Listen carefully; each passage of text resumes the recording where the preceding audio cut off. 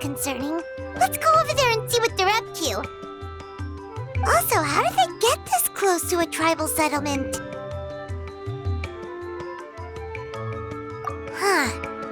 All the Fatui left in Natlan are probably the captain's subordinates.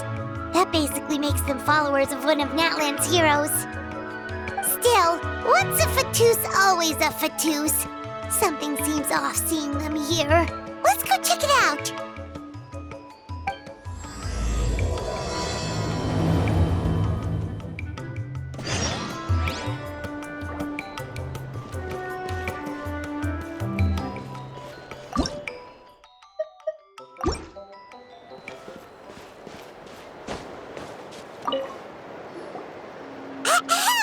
What are you guys doing here? Following orders. If you have a problem, take it up with our employer. Hey, what's with the attitude?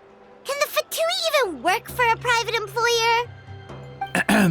This is Grudok. I hired him to be my bodyguard in Natlan. As you can see, he's not the sociable type. I'm sorry for any offense. My original plan was to hire someone from the local tribes, but a priest recommended Grudok and his squad. I was told they were capable fighters and had the time to spare, so they fit the bill. It seems like the Fatui's reputation in Natlan is quite positive. So that's what happened. Then you must be from Fontaine? Precisely! Montluçon, at your service. I work in the publication business. And you two... Wait. You must be the traveler and her fairy companion. Oh, you know us? A golden-haired traveler with a floating companion. There's no mistake. Your exploits in Fontaine have all the makings of a best-selling series. I'd be a failure of a book merchant if I couldn't recognize you.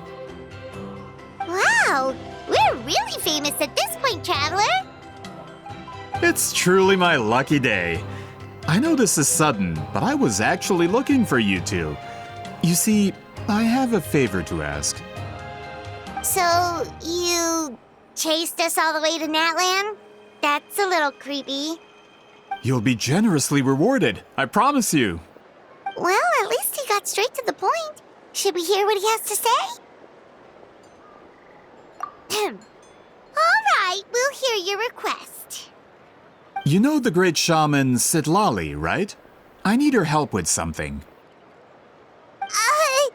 Yeah, but the chances of her helping a random stranger just because we asked? Yeah, see, Lolly really doesn't like dealing with strangers. I heard about that from other members of her tribe. But they told me if one person could convince her, it would be the golden-haired traveler. If you manage it, I'll even double your pay. Oh yeah, we should definitely get to the bottom of that first. It's kind of a long story, and there's tribal history involved, so you should hear it from an expert. Alie, if you could. Of course. I don't often have an eager audience for this kind of thing. Nice to meet you. The name's Alie. I'm a researcher from the Fontaine Research Institute. Unlike most researchers, I have a keen interest in ancient ruins. That's why I was invited to join Monsieur Montluçon's team. Have you heard of the legend of the great shaman Huitzilin? Yes, according to local records, she was a color mystic who lived over 200 years ago, and the most adept in her tribe at using that particular technique. Out of all of her exploits, her most celebrated is the Battle of Seven Colors. According to legend, the battle was triggered by an abyss invasion, one of the most brutal in Natlan's history, even from a greater historical perspective. Amazingly, Natlan was able to turn the tide despite being at an extreme disadvantage. The key to victory was none other than a color Huitzilin created on the battlefield.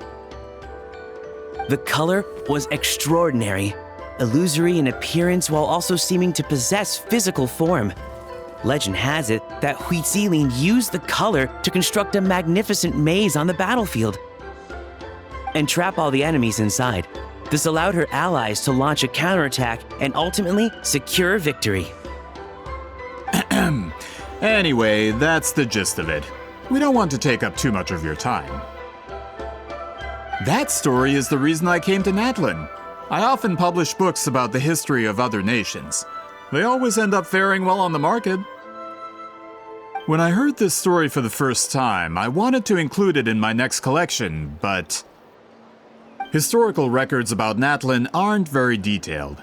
We haven't been able to determine where the battle took place, or find any definitive evidence that it occurred at all.